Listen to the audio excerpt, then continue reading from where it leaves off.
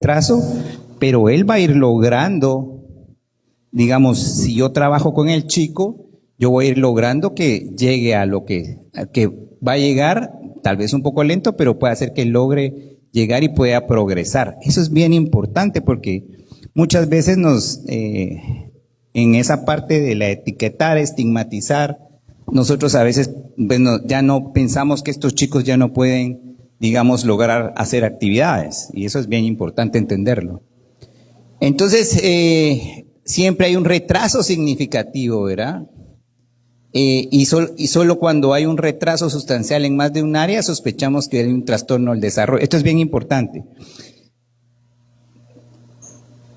Ya vimos anteriormente las áreas del desarrollo, ¿verdad? Entonces, un niño que tenga un retraso, un trastorno del desarrollo, tiene que tener estas áreas afectadas. Si un niño tiene una sola área, no quiere decir que tenga un trastorno del desarrollo. Puede ser que un niño, puede hacer que le cueste un poco hablar, puede ser que le cueste caminar un poco, pero un trastorno como tal tiene que afectar al chico en todas sus áreas. ¿Sí? Eso es bien importante.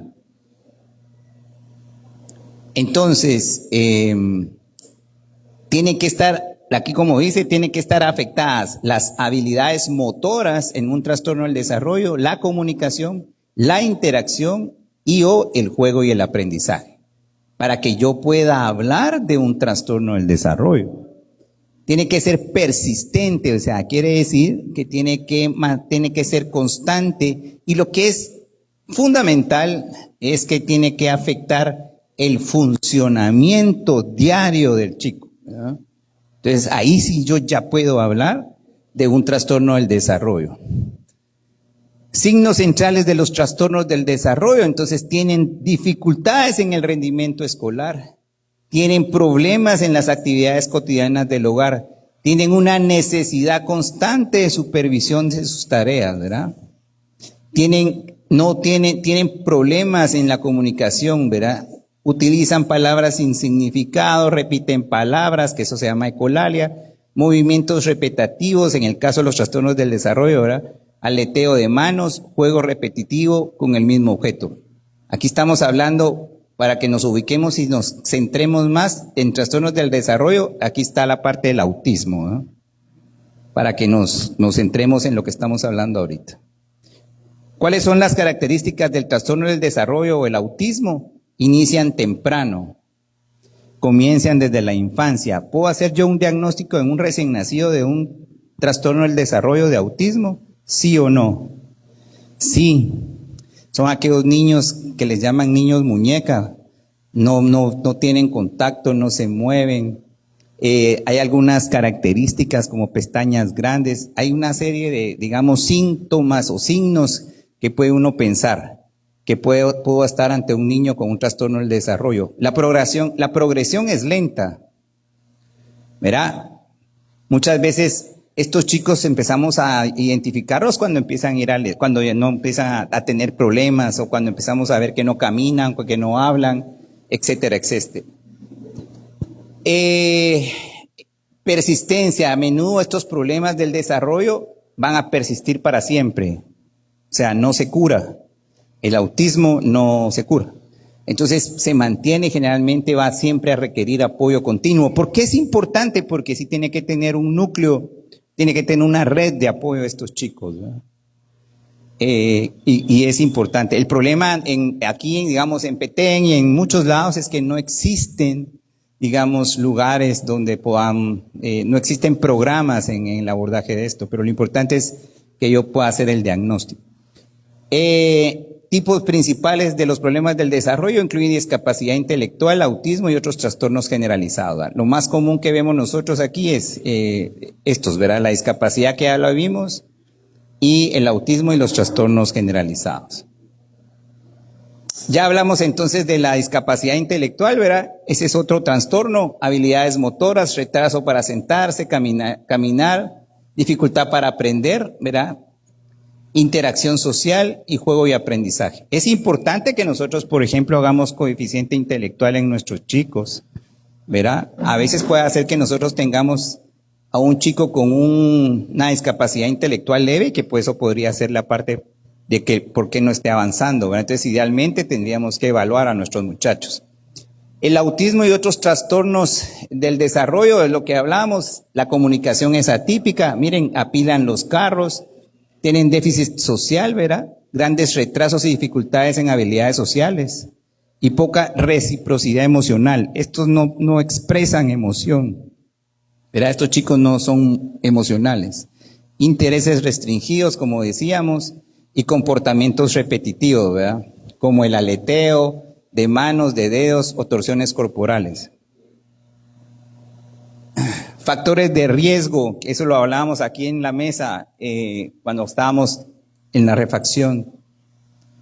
Déficit nutricional, ¿verdad? Por eso es bien importante el control prenatal, ¿verdad? Por eso es importante el suplemento nutricional, ¿verdad? Deficiencias, por ejemplo, de hierro, deficiencias de yodo afectan el desarrollo cerebral.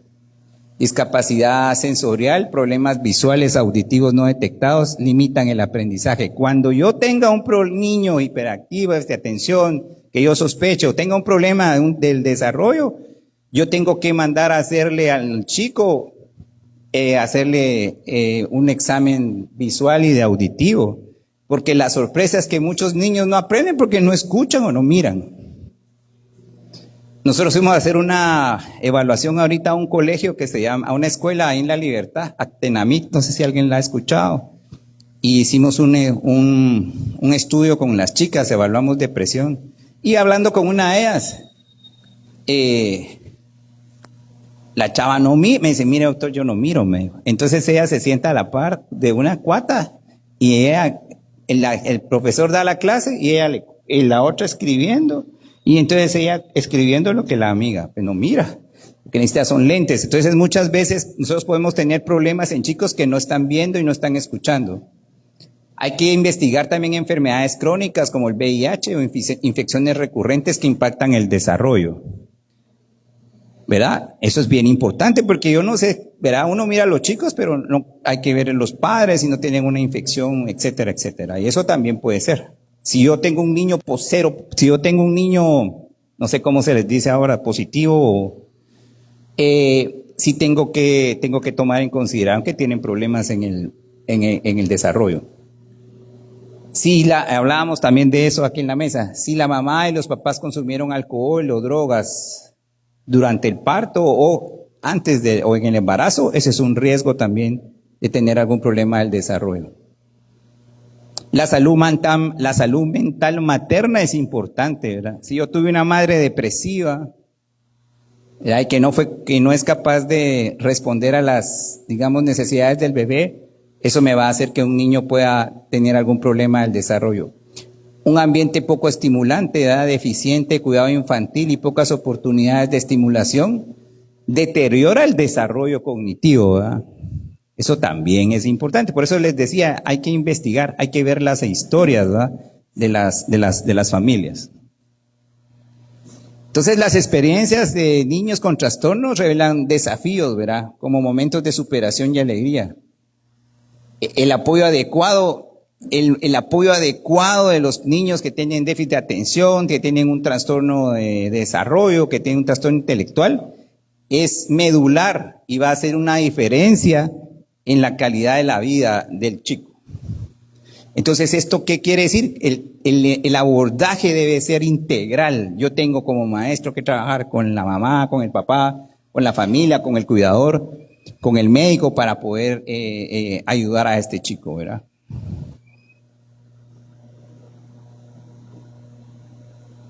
Otro de los problemas que existen son los problemas de la conducta. Los problemas de la conducta son problemas comunes, ¿verdad? Los problemas relacionados con exceso de actividad, falta de atención o conducta disocial son frecuentes en niños y adolescentes, ¿verdad? Cuando son problemas comunes y es normal.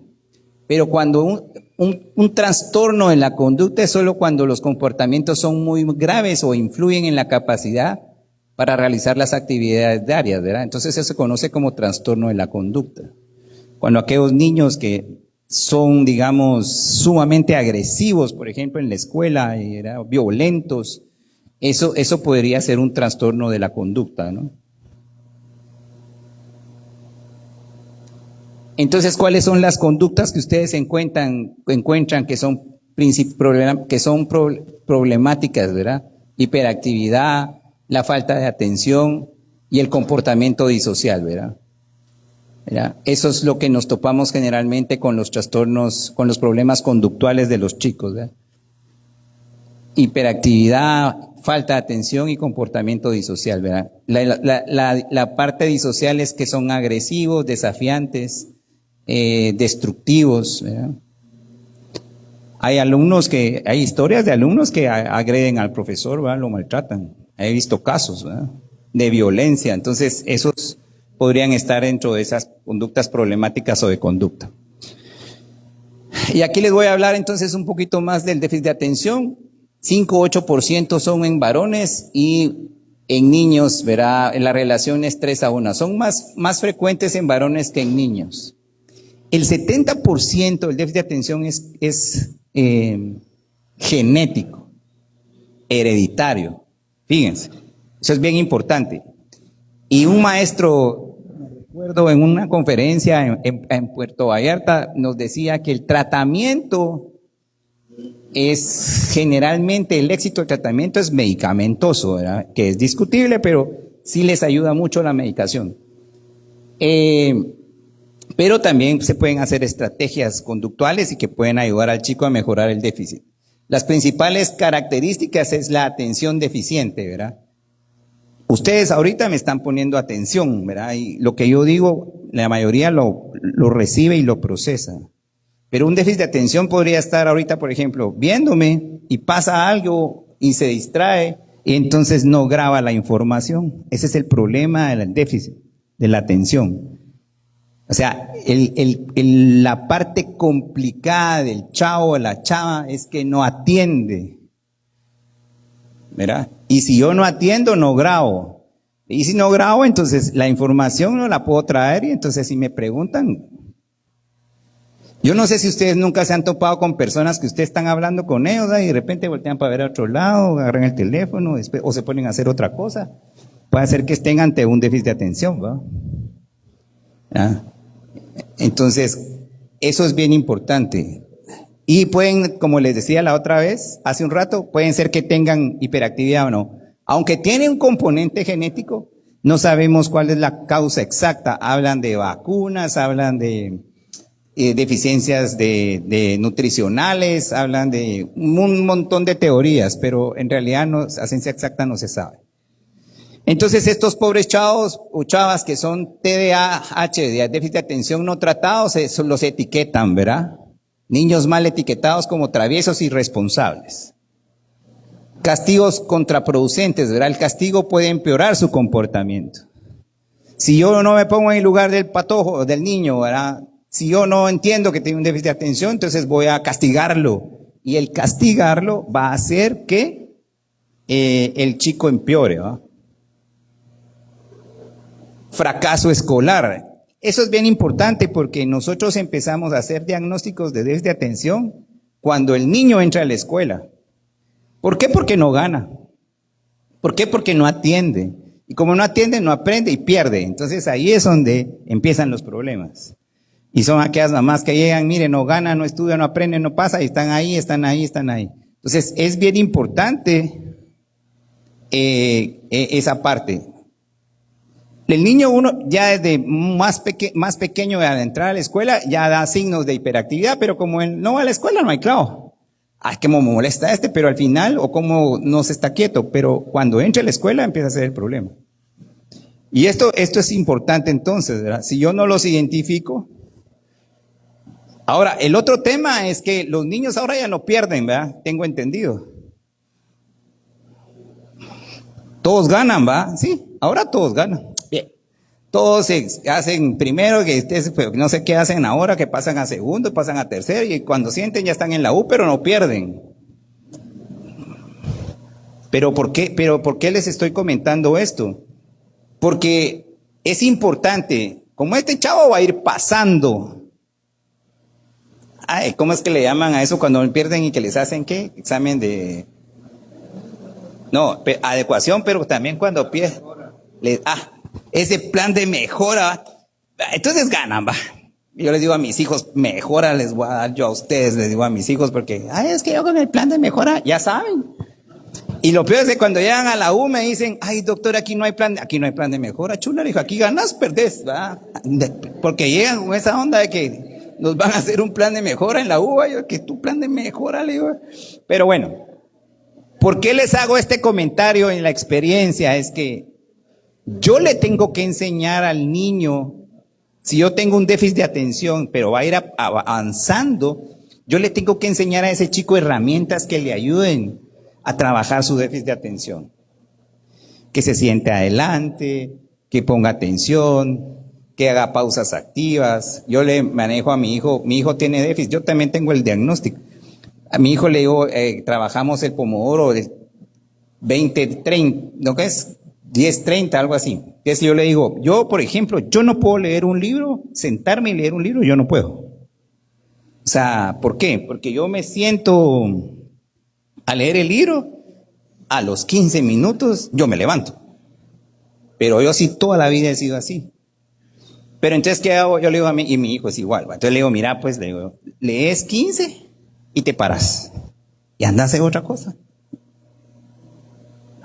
Sí. 15 minutos para que hagas lo que querrás. Entonces a los 15 regreso. Si habían escuchado esa técnica del pomodoro. Entonces uno regresa y se sienta. Y retoma. ¿Verdad? Entonces, eso es bien importante. Estos chavos así hay que manejarlos, porque ustedes los sientan ahí. Y es como que... Ahora, el medicamento hace eso, lo amarra a uno y lo sienta. Pero nosotros tenemos que enseñarle a los chicos estrategias que ellos puedan por sí mismos utilizar. Hay un medicamento que nosotros usamos, que es el metilfenidato, que es un estimulante, pero digamos, el metilfenidato de los pobres, le digo yo, que a mí me funciona, es el café. Sí. Si ustedes tienen niños hiperactivos, díganle a los papás que les den café. Un expresito en la mañana y un expresito a las 11. No les va a dar en la noche porque no duerme. Va. El café es un estimulante. Entonces fíjense que yo soy bien, esto me gusta porque lo que los hiperactivos lo que les gusta lo hacen bien y les ponen atención. Porque mi hijo se pone a jugar ese juego, va, y ahí se está horas, digo, pero es porque las cosas que verdaderamente les interesan sí las hacen bien. Y generalmente los hiperactivos, los juegos son pilas para los juegos, ¿va? Ustedes no sé si se acuerdan, han escuchado de Malcolm Phelps, un nadador que ganó, no sé, muchas medallas, hiperactivo también. Entonces el tema es que nosotros tenemos que enseñarles estrategias, pero regresando al café, el café, como es un estimulante, hace que uno atienda. Entonces yo tomo café. Yo me tomo 12, 14, 15 tazas de café al día. Sí. Porque a mí el café me mantiene enfocado. Si yo no tomo café, es una cosa que se me va la onda.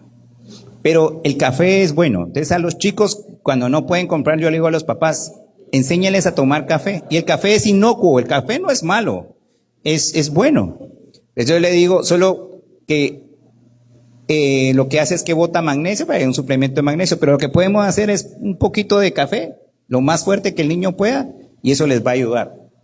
Es como algo que nosotros hemos visto. Problemas emocionales también, estos niños también estos niños hiperactivos también se deprimen, porque como no ganan, no avanzan.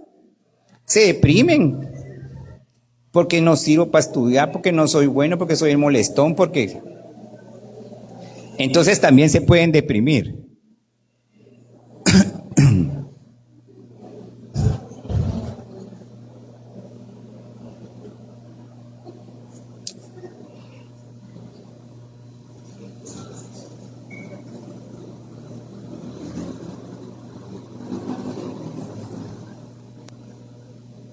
Entonces eso es importante en el déficit de atención. Cuando no tratamos el déficit de atención, entonces pasa esto, ¿verdad?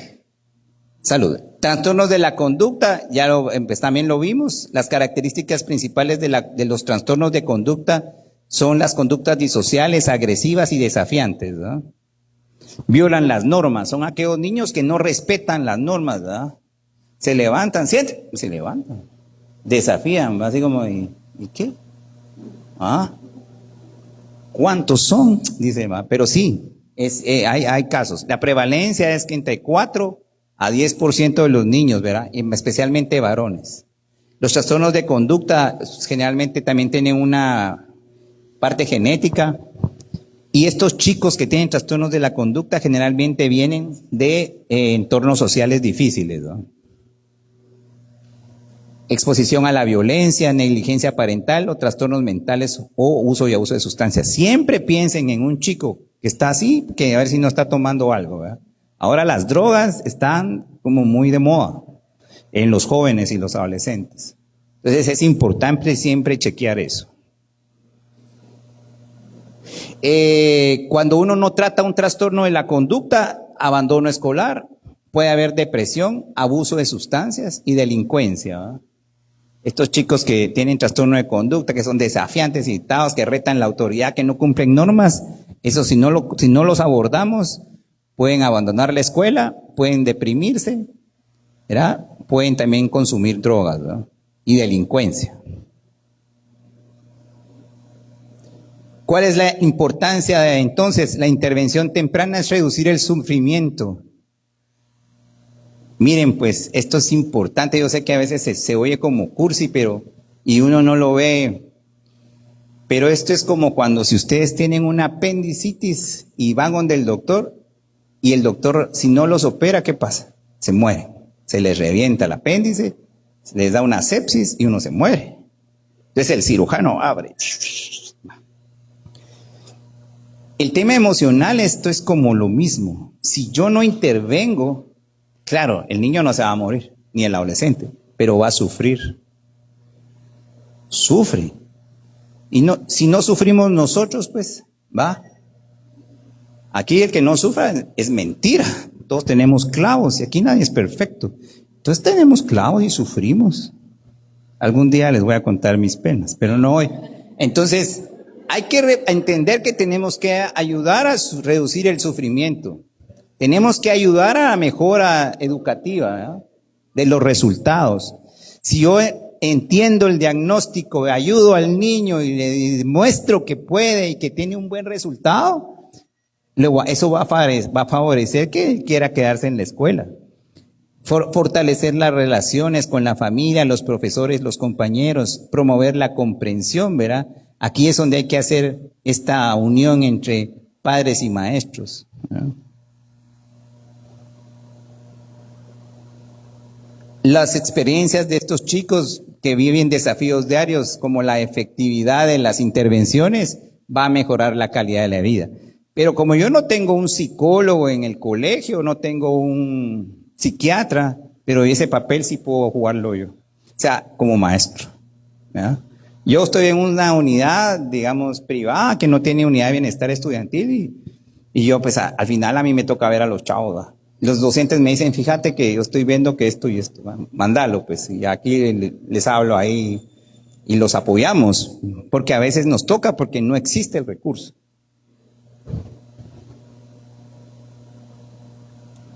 Aquí lo otro es que hay que hacer una diferencia, eso es lo de los trastornos emocionales. Tenemos que hacer una diferencia entre una emoción normal y cuando es un trastorno.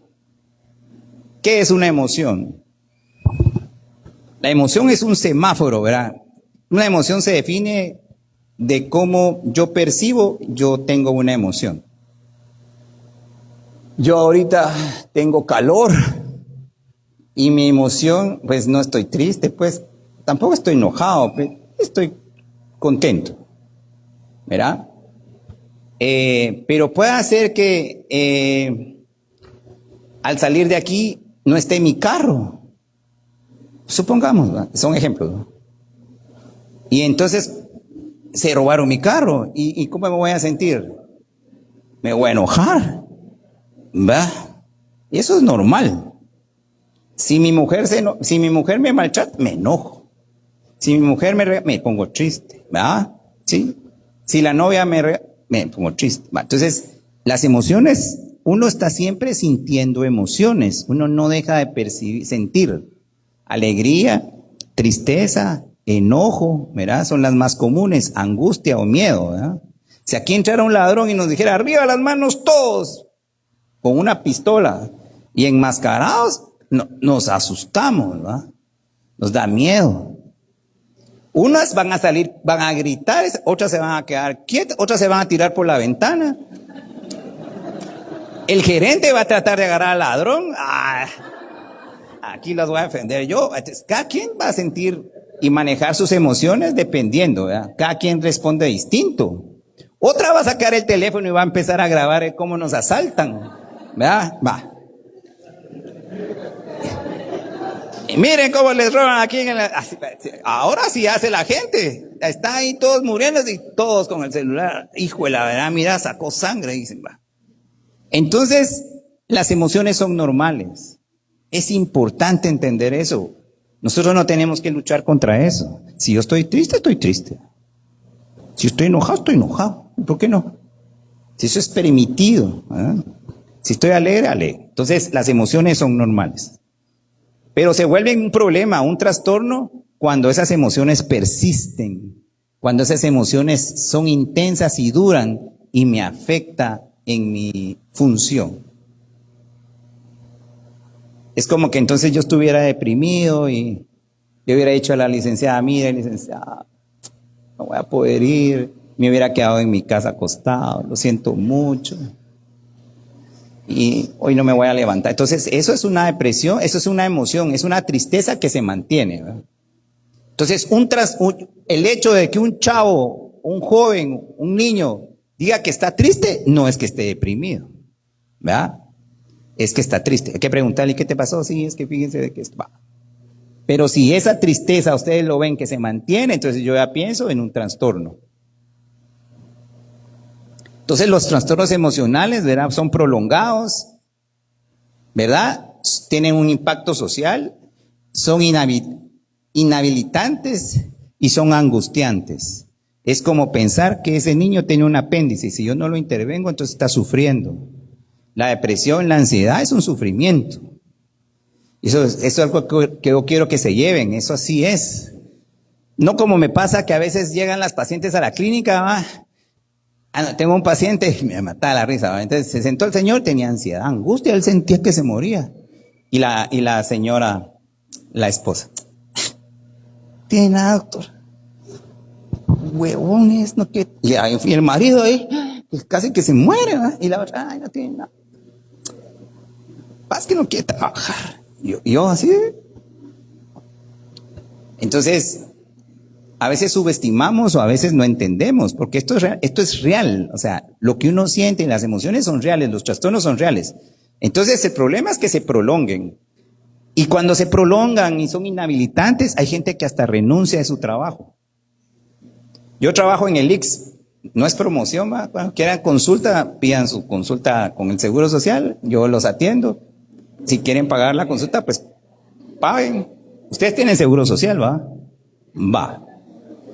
Entonces, ahí es increíble, pero llegan muchas maestras y maestros. La población que más miro son maestros, de verdad. Entonces, les decía esto porque es importante que yo entienda que si esto es real y que tengo que trabajarlo y que no es algo inventado, ¿verdad? Eso es importante.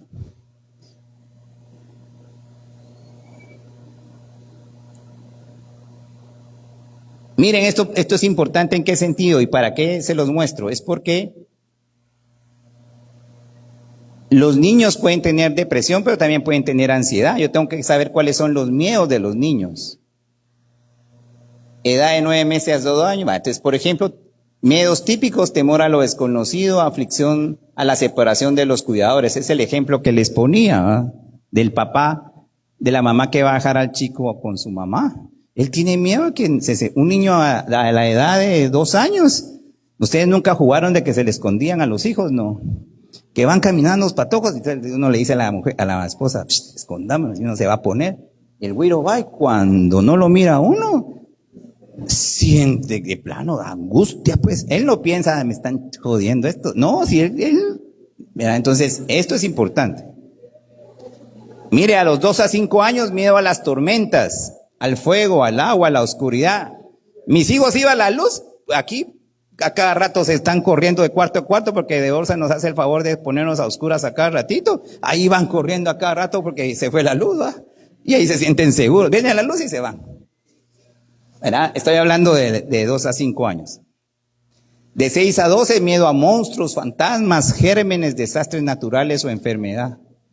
De 13 a 18, temor al rechazo, actuación pública o enfermedades y catástrofes. Miren esto qué importante en los adolescentes. Los pares compiten.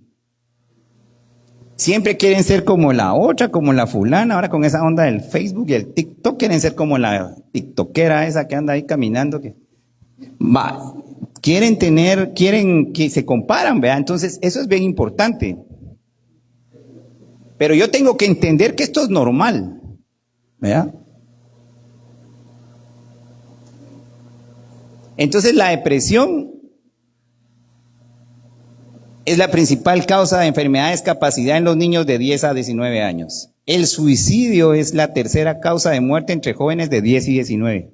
Cada 40 segundos se mata una persona en el mundo, cada 40. O sea que aquí ya van, ahorita en lo que vamos, ya van varios. La mitad de trastornos mentales se muestran en los primeros síntomas a los 14 años, ¿verdad? La depresión en la adolescencia, ya vamos a terminar, es sentirse triste, irritable, ¿verdad? Es lo que yo les decía, más irritabilidad, pérdida de placer e interés. Las 3 síntomas cardinales o lo que uno tiene que investigar si alguien está deprimido es, primero si está triste o pierde el interés y pierde el placer. Trastornos del sueño, ¿verdad? Duermen mucho, duermen poco, comen mucho, comen poco. Sentimientos de inutilidad, culpa y pérdida de energía, ¿verdad? Estos síntomas tienen que estar presentes todo el tiempo, por lo menos para 2 semanas para poder decir que tienen depresión. ¿Cuáles son las señales de alarma? Disminución de la concentración, problema en toma de decisiones, desesperanza, y aquí viene la otra parte que hablábamos, pensamientos suicidas, ¿verdad? Este es otro caso. Omar es un joven de 14 años que vive con sus padres y hermanos, siempre ha sido activo con buen rendimiento escolar e interés por los deportes. Su madre se enfermó hace 3 meses y tuvo que operarse.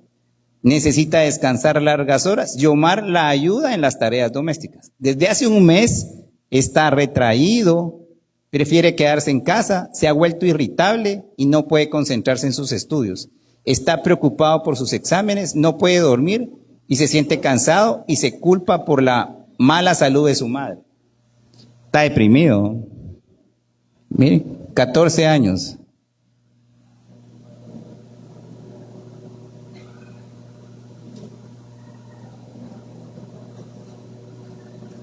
No sé cuánto más me falta, pero yo creo que aquí está.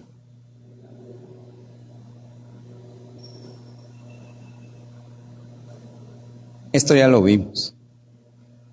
También ya lo vimos, Bueno, lo voy a dejar ahí. Preguntas, dudas que tengan.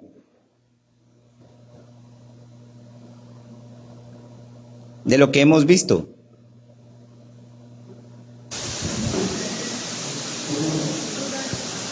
Sí, ahí se acabó.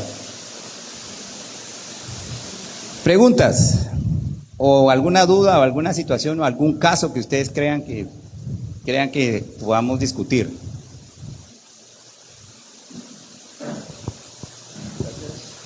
Gracias, doctor. Bienvenido a San Andrés y gracias por la charla, muy interesante. Mi nombre es Tony Cano y trabajo con el Centro de Recursos para Educación Inclusiva.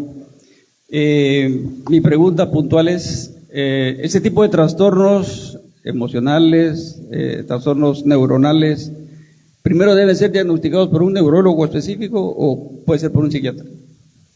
Sí, muy buena pregunta. Sí, en el caso de los trastornos del desarrollo, en el caso de los trastornos de conducta, de lo que vimos, en el caso de los trastornos emocionales y en el caso de los problemas intelectuales, Idealmente lo tiene que ver alguien de salud mental.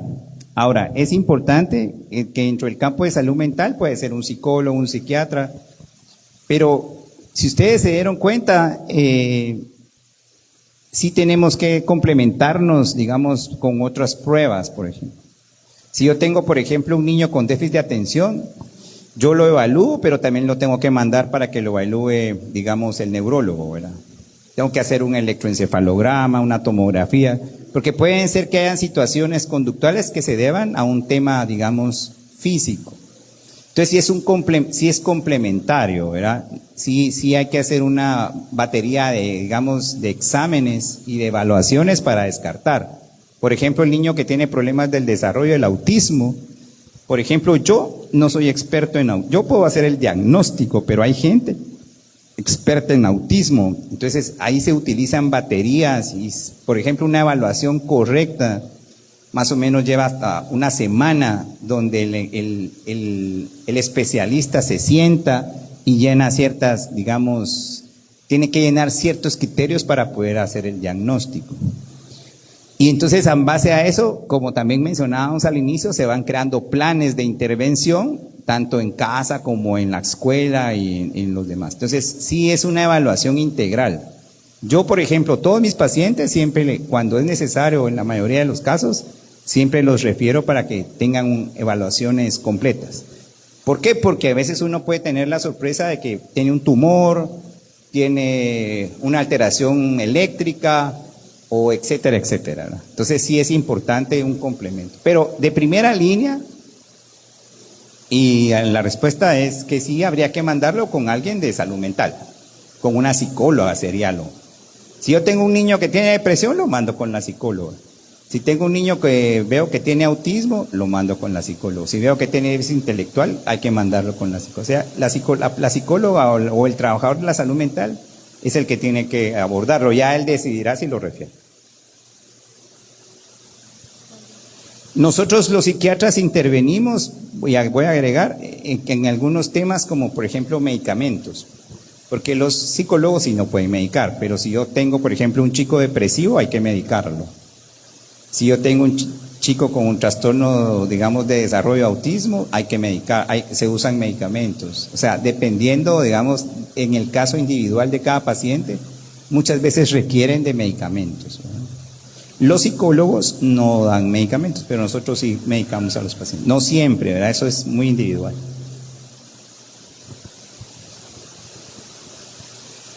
¿Alguna otra pregunta? Ninguna. Si una madre, pues tuviera un niño que tiene, bueno, que todos más o menos le dijeran, es hiperactivo, llevarlo con un especialista, definitivamente lo mandaríamos a un psicólogo, o en este caso, si usted pudiera intervenirlo para la evaluación, sí lo haría. Sí, o lo pueden mandar, por ejemplo, lo pueden mandar conmigo, pero por ejemplo en el contexto local, verá, un poco para ponerlos en. El Hospital de San Benito tiene una unidad, es una unidad de tercer nivel. Cuando yo fui director, nosotros creamos la unidad de psiquiatría, ahora ahí hay 4 psiquiatras, 15 psicólogos, es una unidad muy buena, muy grande. Entonces ese podría ser un centro de referencia, ¿verdad? En el caso estoy hablando del tema público. En el caso del seguro, pues yo estoy en el seguro, a mí me mandan los pacientes del seguro y también en el tema privado. Sí, se puede evaluar, o sea, los pueden mandar y nosotros los podemos evaluar con mucho gusto. Si yo tengo entonces un chico hiperactivo, sí hay que mandarlo a que lo evalúen, ¿verdad? Pero la hiperactividad, como les digo, puede ser que sea un déficit de atención, puede ser una depresión, puede ser un trastorno de conducta, o sea, sí hay que hacer una evaluación. Y lo que es más importante es que en esa evaluación yo pueda establecer un plan. Entonces yo hablo con la maestra y le digo, mire, hay que hacer esto y esto y esto. Verá, no solo es que hagamos el diagnóstico y que yo le dé una pastilla y con eso se va a resolver, eso no es así, ¿verdad? Eso es parte de un trabajo integral que se tiene que hacer en el caso de los chicos, ¿verdad?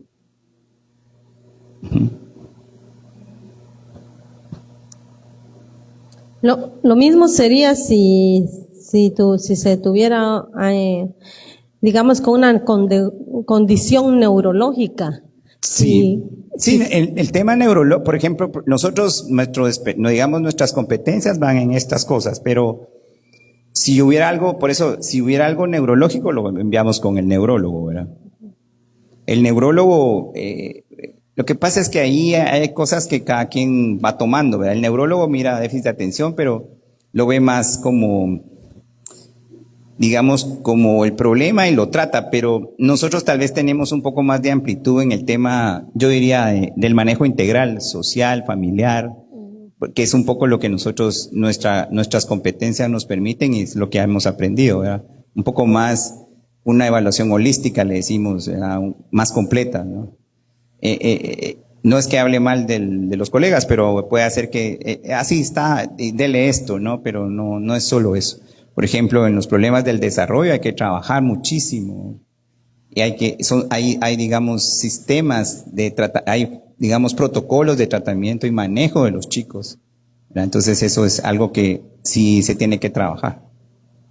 Cuando habla de atención integral es porque realmente también se toma en cuenta trabajar a los padres de familia. Sí, clave. Esa es otra cosa. Si uno no trabaja a los papás, no funciona. Y a veces muchos chicos, por ejemplo, que tienen problemas más que todos los emocionales, cuando uno trabaja a los papás, los niños mejoran. A veces no son los niños el problema, sino son los papás. Y cuando uno empieza a trabajar la terapia con los papás, y entonces se encuentra uno que son papás que tienen conflictos, separación, etcétera, etcétera, problemas entre ellos, que entonces eso afecta el núcleo y afecta al niño. Y el que llora es el niño, pues, entre comillas, ¿verdad? El que se pone triste o ansioso o empieza con el problema es el niño. El niño es el que revienta, ¿verdad? Y los papás generalmente pueden hacer, ahora no está en todos los casos, pero siempre es importante en los niños evaluar a los padres. Entonces, cuando ustedes tengan un niño, lo importante es que ustedes hablen con los papás, ¿va? Y exploren, ¿va? ¿Qué está pasando en la casa? Si hay alguna situación en específico. Y a veces sí. Ahora, lo que pasa es que sí, a veces no, ¿verdad? A veces uno, a veces los dos, a veces ninguno, con el que se pueda, ¿verdad? Pero lo importante sí es un poco explorar la situación, ¿verdad? Para tener un poquito más la idea.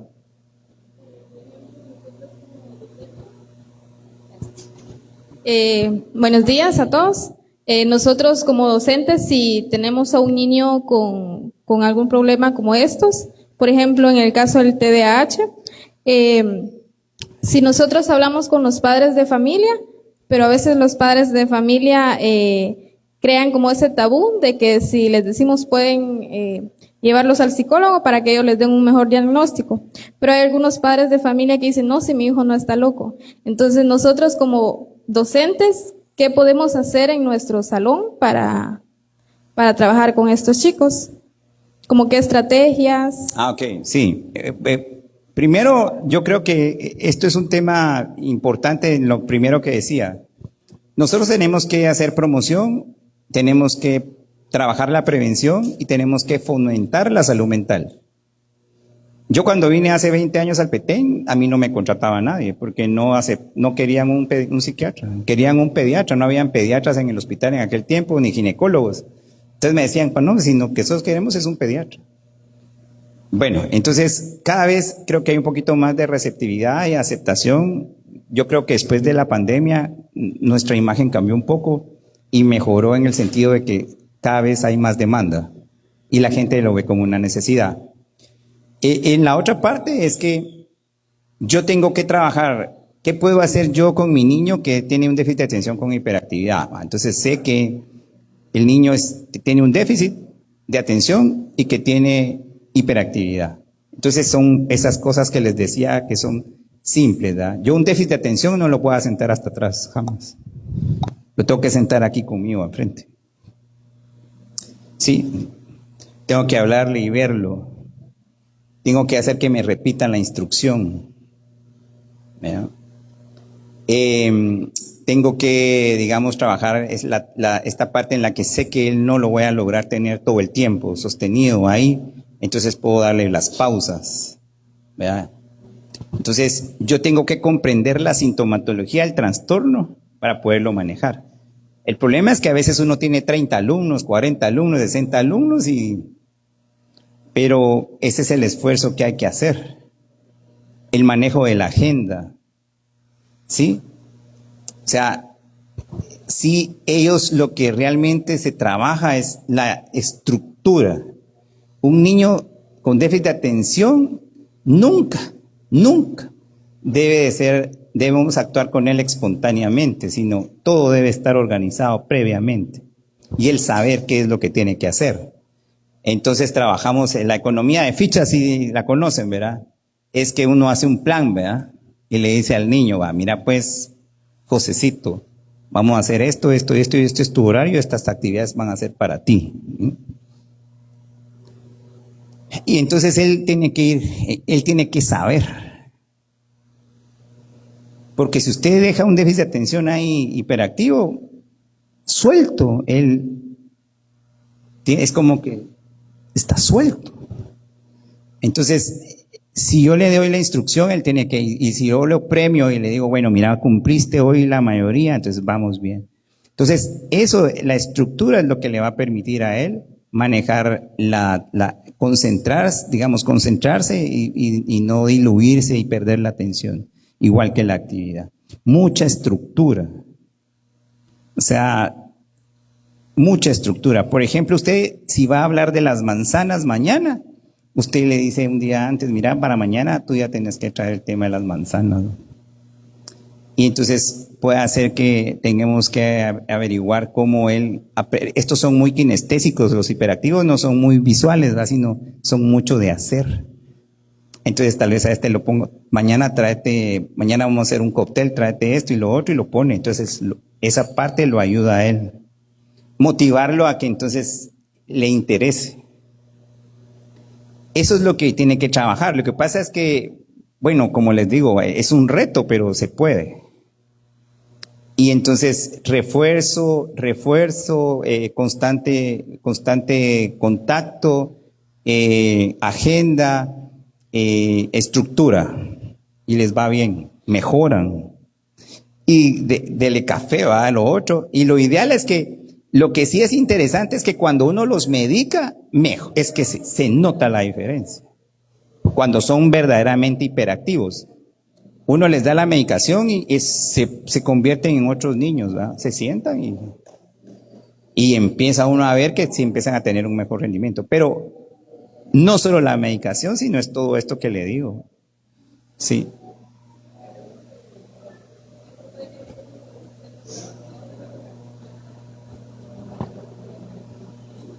Sí, entonces ahí es donde usted puede implementar una estrategia como docente de, por ejemplo, dejarle algo a él para la casa, o si usted sabe que no va a tener el apoyo y la consistencia, a lo mejor tal vez a no hay que dejarle mucho de ver, ¿va? Y tenga que reducir la exigencia. Pero no significa que no le voy a enseñar, ¿verdad? Y que haga lo que quiera. Entonces, es como cuando a mi hijo le hicimos el diagnóstico, me recuerdo que el doctor me dijo, lo teníamos en un colegio en Guatemala, entonces les enseñaban inglés, alemán, creo que hasta francés y español, y el mío ni español sabía hablar. Entonces el pobre era una exigencia, entonces, y en su desesperación de no atender, entonces, ¿cuál fue su salvación? Que lo cambiamos a un colegio más tranquilo, con estructura. Ahorita se graduó de administrador de empresas. Gracias a Dios, ¿verdad? Pero siempre le costó, era una cosa. Y entonces, la exigencia en estos chicos, digamos, porque como en su esfuerzo de atender y en la exigencia se frustran. Entonces a veces tenemos que buscar. Y lo otro que es bien importante, si ustedes buscan las habilidades de los hiperactivos con déficit de atención, hay que explotarlas. Porque esos chavos son bien comunicativos, juntan a la mara, vamos aquí. Y eso es lo que uno puede explotar en ellos y los motiva. Y entonces terminan siendo especialistas en comunicación. Sí. Entonces, sí, es cierto. Fíjense que si ustedes buscan las ventajas de los déficits de atención, es interesante porque si uno lo entiende, son excelentes gestores, organizadores. O sea, pero eso es lo que yo explotaría en este chavo. Mira, pues, lo haría mi asistente en el aula, lo que le decía. Mira, llévate los cuadernos ahí. Recoge las tareas, él. Usted lo tiene que tener. ¿Verdad? Porque ese chavo no puede estar sentado sin hacer nada, porque rápido empieza a pensar, mira un pájaro y ya está pensando cómo se lo vuela. O sea, él está en la onda, ¿va? Entonces, yo lo que tengo que hacer es tenerlo ocupado, mantenerlo y estimularlo y decirle, qué bueno, qué bien lo hiciste, te felicito, mira, revisemos esto. Entonces, yo pienso que ahí lo va a ayudar. Ahora, si en casa no lo hacen, pero usted sí lo está haciendo allí, ahí le está ayudando. Pero eso es totalmente distinto a que entonces yo me enoje porque es distraído y porque molesta, entonces lo pongo ahí, entonces vos sos de las tortugas, vos no, entonces ese es el malo de la clase, ¿va? Pero si usted le da liderazgo, entonces, porque esos son, ¿verdad? Son sociales, vuelvo a repetir, son sociables, organizan, ¿verdad? Así que hay que ir poco a poco, pero sí se puede. El mío, por ejemplo, tengo otro hijo, ¿va? El chiquito también, entonces, él hace deporte, entonces él nada, es buenísimo, él es nadador de aguas abiertas, se llama Nicolás. Él, el año pasado fuimos a Monterrey porque es seleccionado nacional y centroamericano, 5 kilómetros nada. Va, él en la clase es como complicado, Nicolás, pero él en ese tema del deporte es increíble porque él se va a nadar todos los días 2 horas. A las 3:30, papá, ya estoy listo. Sus cosas. Se relaciona con los cuates, tiene una actividad que lo organiza. Yo le digo a mi esposa, esto es clave. Eso no se le puede quitar jamás. ¿Verdad? Y en la escuela, pues va. Pero es lo que le digo, hay que encontrar, ¿verdad? Hay que encontrar qué cosas les gustan. Doctor, una más, 2 más. ¿Considera que todos, la población, un 1% de déficit de atención o 0%? En la población, en los docentes, en nosotros, según... ¿Puede presentarse un déficit de atención? En nosotros sí. De hecho, el déficit de atención con hiperactividad es un diagnóstico no solo exclusivo de niños y adolescentes, sino también de jóvenes y adultos. Entonces, a mí me pasa porque de repente hay gente que es que no me pone atención, me dice alguien la vez pasada. Bien, le estoy escuchando, ¿no? Pero yo ya estoy hablando, pero estoy viendo el teléfono, estoy pensando en otra cosa y estoy apuntando aquí, apuntando allá.